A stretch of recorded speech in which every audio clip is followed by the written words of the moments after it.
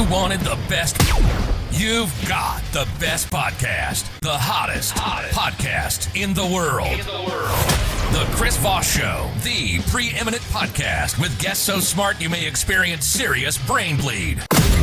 Get ready. Strap yourself in. Keep your hands, arms, and legs inside the vehicle at all times, because you're about to go on a monster education roller coaster with your brain. Now, here's your host, Chris Voss.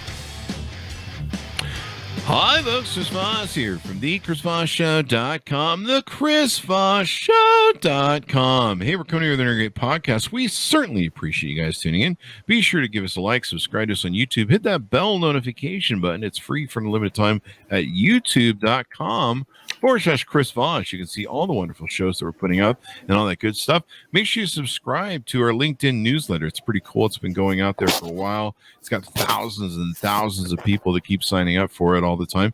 And you can see that over on LinkedIn. You can also follow our big groups over there. And of course, all of our stuff on Facebook, LinkedIn, Twitter, Instagram, TikTok, follow the Chris Voss Show everywhere. It's just all over the place. It's inundating. It's like the oxygen you breathe. So make sure you subscribe to us on all the different channels that are over there as well. Also, go to goodreads.com. You can see everything we're reading and reviewing over there for books and all the beautiful authors that we have on the show. Amazing stuff.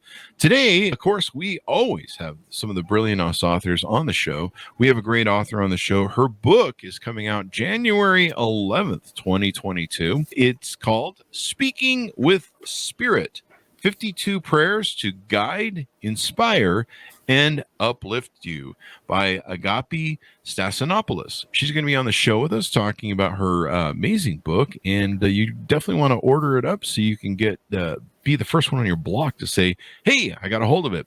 She is a best-selling author and speaker who inspires audiences around the world.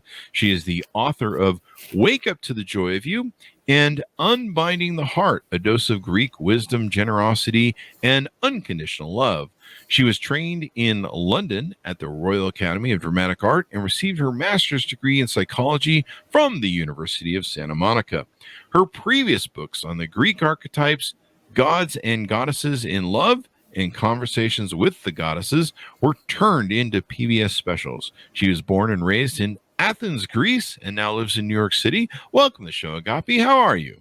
Wonderful, Chris. Thank you so much. And I love your show. I love the energy. I love the dynamics of it. And I've been listening to it now, and you cover amazing human subjects that we all deal with.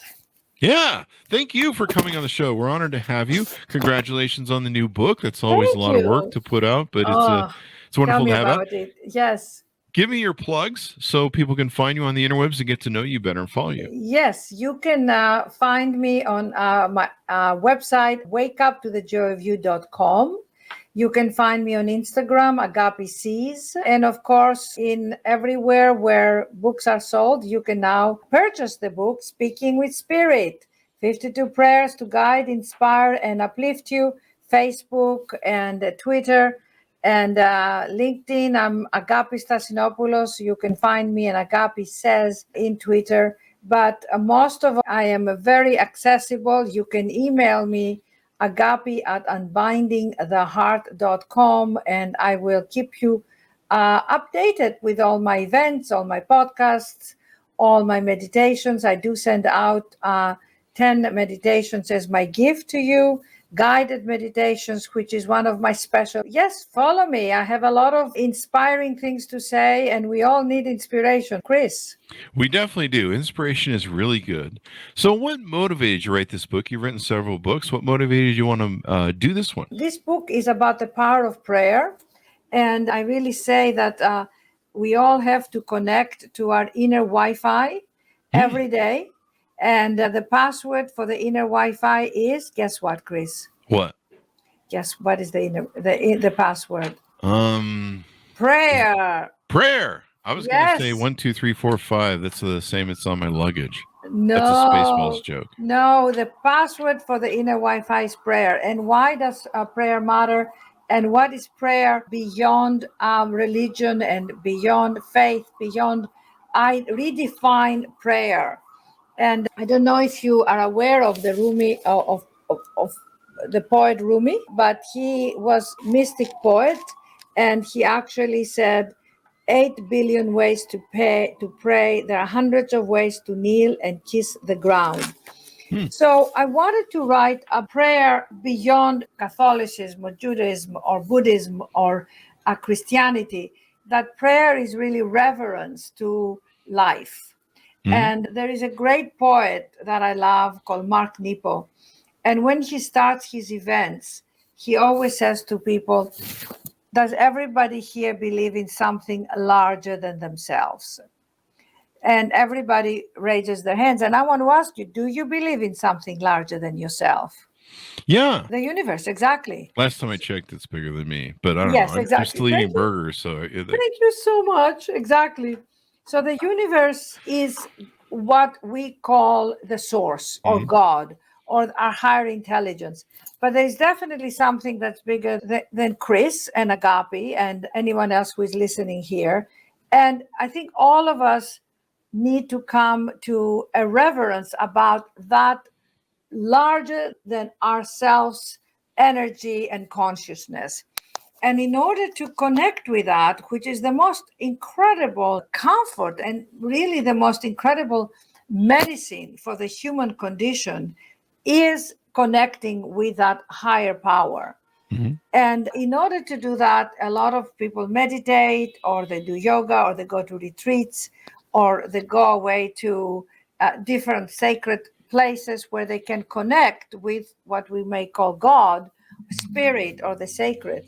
But what I believe, Chris, is that we can connect with that part anytime throughout the day if we choose to. And all we need to do is focus on our breath. Because if I ask you right now to focus on your breath, you probably say, oh, I haven't noticed my breath for the whole day, because we don't become aware of our breath because we are so busy doing things and thinking things and feeling things. But when we stop and we connect with our breath, we can open up a bigger space inside of us and come into a place of receptivity. And when we come into a place of receptivity, we can hear our wisdom, we can hear our heart, we can hear our inner guidance. That's why the book is called Prayers to Guide. We can be inspired. We can drop the criticism, the judgments of ourselves, and the human condition, which is very much about not feeling enough, not doing enough, and fears, anxieties, worries. You understand what I'm talking about. we spend a lot of time on that, don't we? I know we do. And you talk a lot about guests, about these human conditions, which I love to explore.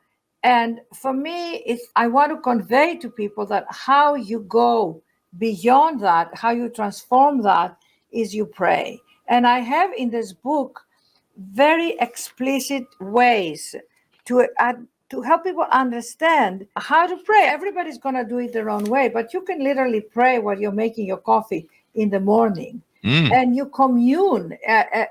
The communication with the divine is a conversation. It's not just asking all the time, give me this, give me that, I want more of that. It's more like, how can I serve this life force that is in me? How can I love more? How can I be more kind? How can I be more tender? How can I be more accepting? How can I be there of support to myself and others? And in that way of praying, we start to receive more energy, more vitality, and more acceptance of what's going on in our lives that we might not like. And Would then you I say can tell you why I wrote the book. Okay. I know this is a long answer to your question, but I have such passion about this whole subject, as you can tell. Oh, okay, go ahead. You're next. I was just saying, go ahead. Tell us what motivated you to write the book. Would you say that's an overall arcing description of the book that you just gave us? Yes, that is an overall description of the book. I wrote the book during the pandemic. I had a contract with my publishers, Penguin Random House. I had written the Wake Up to the Joy of You. And I've had many experiences, Chris, in my life of what we call the presence of something higher than ourselves. Let's call it God, for a lack of a better word, of the presence. And somebody said to me, how would you define God? And my God, what an awesome task that is. How do you define God? I don't define God. You cannot define the infinite, but I would say that anything to do with unconditional love, anything to do with a presence of the sacred, a presence of reverence is God to me. So I've had many experiences of that throughout my life. In my books, I talk a lot about my background. My mother was an incredibly spiritual woman, not religious, but a really spiritual woman. She believed in the values of life, of creating and manifesting things in her life. And I learned about yoga and meditation since I was a little girl in Athens. And over the years, I met my spiritual teacher in Los Angeles, John Roger, and I opened up a path to the spiritual path. So I'm very anchored in my spiritual path that is also very practical and grounded. So because I've had many experiences of the power of praying for others and people praying for me, I told my agent and my editor, maybe we should do a book about prayer.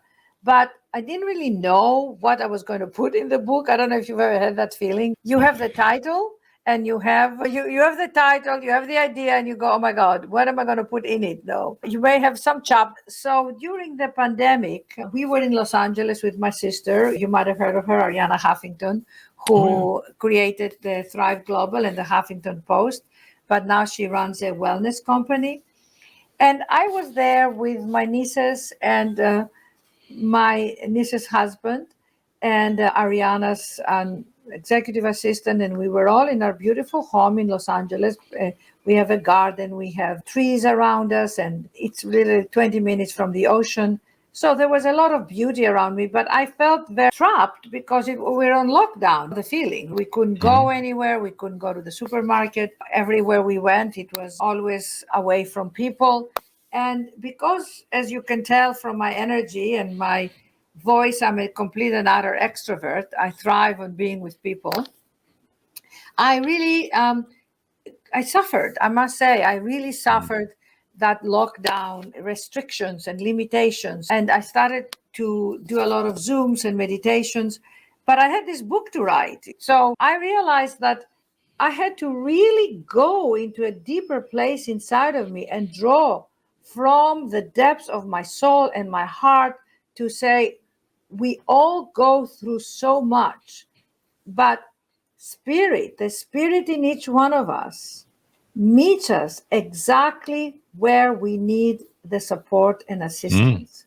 So every single subject in this book, my dear Chris, and I read you some of the chapters, is about overcoming, is about transformation. For example, how to dial the spirit for directions, the gifts that lie in between times when you are in between, like the pandemic was an in-between time. We're still finding the extraordinary in the ordinary, the courage to give all parts of yourself a voice, reviving your enthusiasm for each new day, which I would love to read you that prayer afterwards, hearing the whisper of your creativity, becoming you, the greatest challenge and the greatest accomplishment, the God diet, how to use God to lose weight, the hidden gifts of being alone, replace your addiction to God, on and on. I love this book. You see how rich it is, right? Yeah. You're bigger than your fear. So I found myself in the midst of my suffering and my unhappiness. I would sit there and pour my heart out and say, okay, I'm having a hard time. I am not able to see my friends. I miss the connection. Help me, Spirit. Help me bring solace, comfort. And right there, I would feel the presence of the Spirit, Chris, of the kindness, of the tenderness, of the love. You told me you have an elderly mother. You know what I'm talking about when you care for someone. But I felt the Spirit caring for me. But I had to get very quiet. I had to get very centered. I had to get very authentic. I had to get very honest with myself. And basically get in a very quiet place where I stopped the thoughts. I stopped the feelings. It just stopped. And this other energy, like a velvet canopy of love, would come over. And out of that, I wrote every single prayer. Wow, that's pretty amazing. It is amazing. If you read the prayers, they're amazing. And I said to people, forgiveness, for example, if you're judging yourself or your life or God or your ex-husband or your children or your ex-wife, or if you're judging your boss or your colleague or hundreds, or you're judging the political situation or things that are going on, forgiveness. How do we forgive? How do we come back to a place of no judgment? And all the mystics, all the teachers tell us, move beyond judgment. So for me, it was a very pure place in my heart that taught me a deeper level of surrender, of acceptance, of confidence, of kindness, and lack of. A lot of us went through the hard times in COVID. I went through a hard time. But just like you mentioned, we were so isolated from our friends and our relatives, and sometimes just being bunkered down in your home where you're just like, you can't even really go anywhere. You couldn't go to restaurants. It was crazy. It really was hard. It was hard on me. I think it was hard on everybody. I think we all almost need like a national mental health package where you go see some psychiatry for a while. But when you talk about, let me lay a foundation for this. When you talk about your prayers and a higher power, your book, regardless of maybe what religion you subscribe to, or maybe you don't believe in religion, you just believe in a higher power like the universe or something, your prayers can be used for any of those. It's all encompassing. Is that correct? Absolutely, because the human spirit lives in all of us. The spirit, the aliveness of who we are. Life does not distinguish and say, you are a Hindu, and you are a Buddhist, and you are a Jewish, and you are Catholic, and you are Christian, and you're an atheist, and you're a New Age meditation, transcendental meditation. And it's just, that's all man-made. You understand? That is all man creation. The God creation is that we're all equal. And it's wonderful to honor and accept how everybody is practicing. Like I speak, there are people who speak, there are hundreds of languages. That's my way of where I was raised and my culture. But the human spirit is beyond all that, is non-denominational. It's not separates in the religious way. And that to me is the power of what I'm talking about and what all of us have access to. That's the beauty of this. I was doing a podcast the other day and the woman said to me, oh my God, I really get it. God lives inside of me as me. I said, hallelujah. God lives inside of, and the universe, as you said so beautifully, that power did not separate and say, I'm going to give a little more of that. What we create in our lives is a whole other thing. And how you create your life. But the spirit is always there to support us and bridge the separation that we feel between the human part and what I call the soul, the divine part, which we do not see. So you understand how difficult it is to trust it, to believe it. It's difficult because I see you, you see me, I touch, we operate with our five senses. But the sixth sense, let's say, is the divine. It's the one that you sense. And when you are quiet and silent and move into, oh my God, as my yoga teacher says, be in awe of your breath. Be in awe of your breath. I like that. That's inspiring. Be in awe right now. Like right now, as people are listening to you and me, let's just take a deep breath and exhale with a sound like, That felt good. And take another deep, long breath, Chris. There you go. Long, deep, yes, relaxed breath, not too. And I kind of went for it there. No, long, deep, slow breath, deep, low, and release the breath slowly. That's beautiful, Chris. Beautiful. I feel more relaxed now. Actually, that was better. Go. And then relax your shoulders. Oh, yeah. And just come to the presence of your heart right now. Just feel your heart. Just feel beyond your worries, your anxieties, your what's going to happen next, what am I going to have for lunch, what am I going to have for dinner, what about the kids, the new year is upon us, what's going to happen with this and that. Just let it go and come present. And when you come present, you start to get into a better flow of your life, and you start to feel more connected, because what we all really want is connection. Am I right? Yeah, definitely. To connect to other people, to especially after coronavirus, I feel like it's been so nice to be able to actually go out to dinner with people and like hug people. You saw those people that were putting up the big plastic sheets so they could hug their grandparents. And oh yes, yeah, it was crazy. We couldn't see my sister, who was in a care center. She has MS and dementia from the my MS, God. and so we couldn't see her for a year. And my mom really advocates for her. So my mom goes and sees her almost daily to help her. In these care centers, they have limited employees. And so her not being able to see my sister and hug her, and we'd go wave to her through a window, and it was really hard. Very, very hard. Did you do FaceTime on the phone? My mom does FaceTime, yeah, with the thing on her iPad. So she likes to Yes. call in, and they do that. But even then, it's not the same as being there. Oh my God, are you kidding? It's terrible. It is totally terrible. I think we all suffered, as you said, we all need a mental health initiative, not just the health for protection from COVID. I think mentally and emotionally, we all suffered, and we still are. Yeah, it's not over yet. It's that new Omicron or whatever it is. Oh my gosh. It's like, when does this thing get over? So let me ask you this. Some people, when they think of prayer, they think of you're asking for something or asking someone for something. It sounds from a lot of what's in your book is it's also more of a thing about acknowledging gratitude. For everything you have, your life, your purpose, your breath, your heart.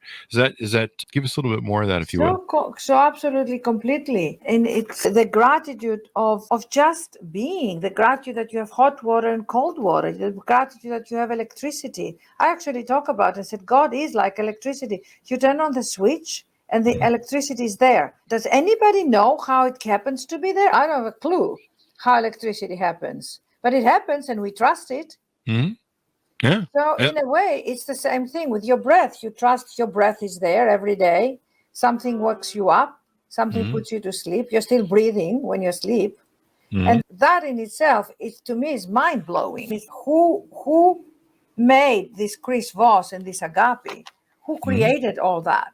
So that, it's a mystical, it's an unknown.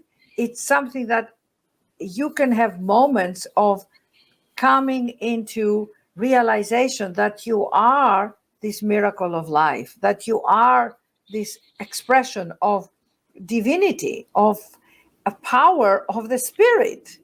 That's all I can define it. I have a great expression that I love, that God is not a being, it is a state of being. A state of being, you see, and in that state, we have access 24/7.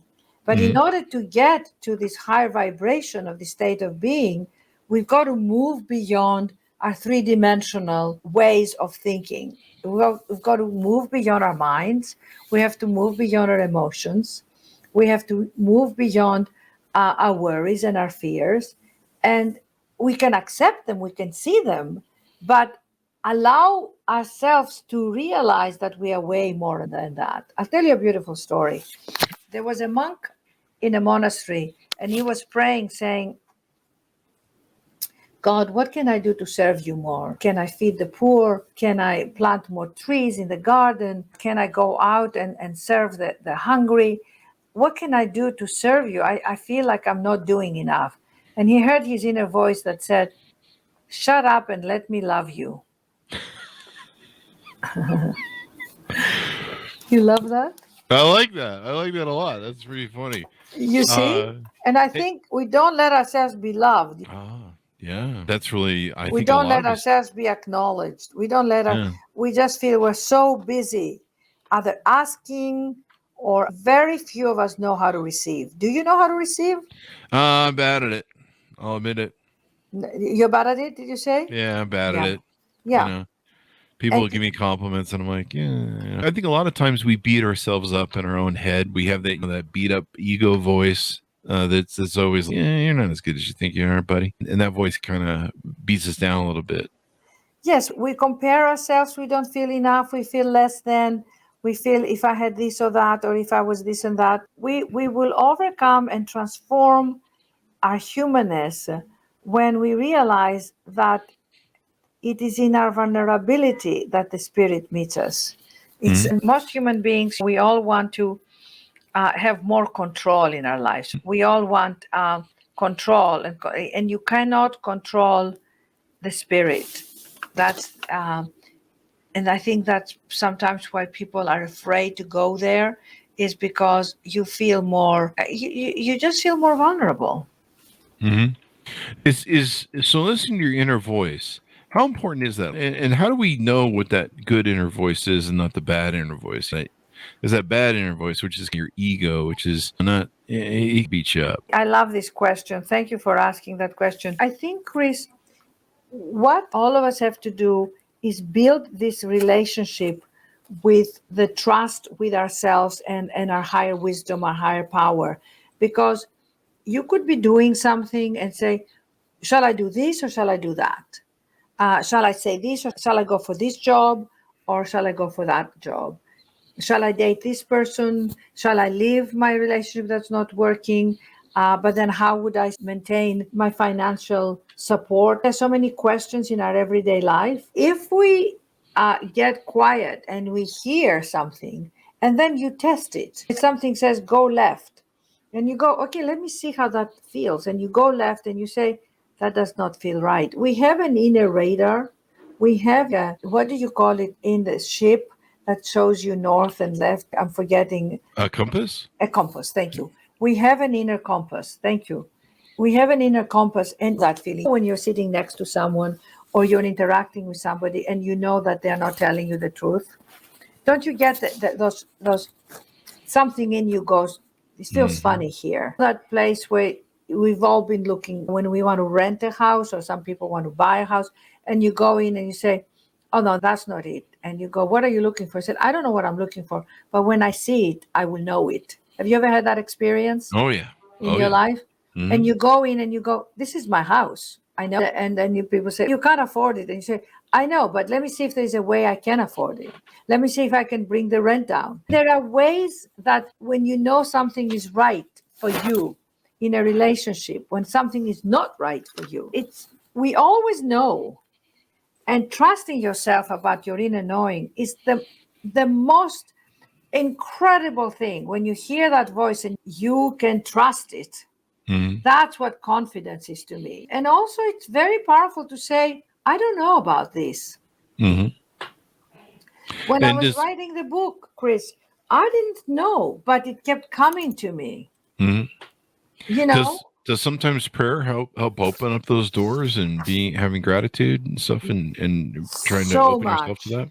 Okay. So much. Praying, making up, sitting down and writing. I'm very big advocate in taking pen and paper and writing down and saying, dear Lord, dear beloved, dear divine intelligence, dear high power, here I am, and I don't know about this. My husband wants to move to a new place. He got a new job. It doesn't feel right.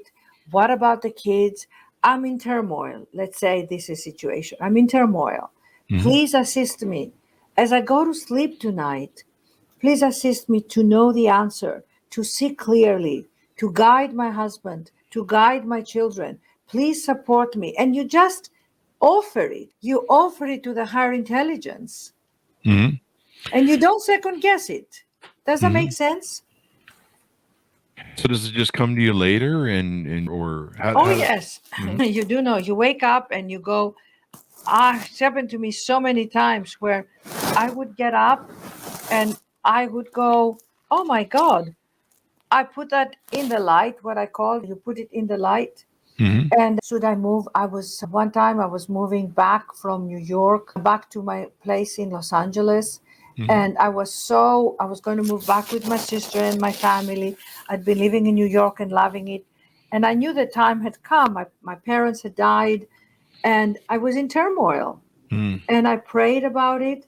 And I went and walked the labyrinth. Have you heard about the labyrinth? The labyrinth is That's the art thing with the pillars and stuff? it's not a pillars. It's actually like a maze on the floor. Oh, okay. And they're wonderful. And people can look it up. And there are labyrinths all over the country.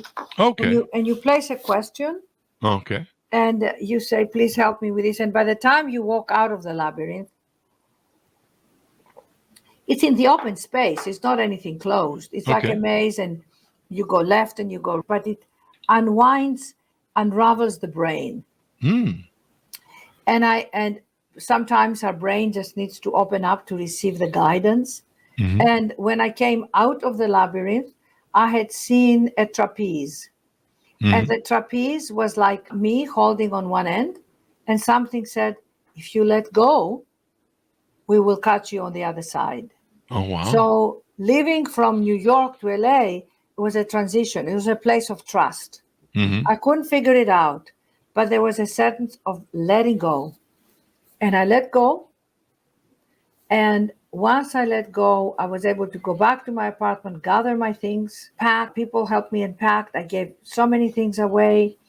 And then I remember getting ready, getting in a car, going to the airport to go to LA. And I was flying high.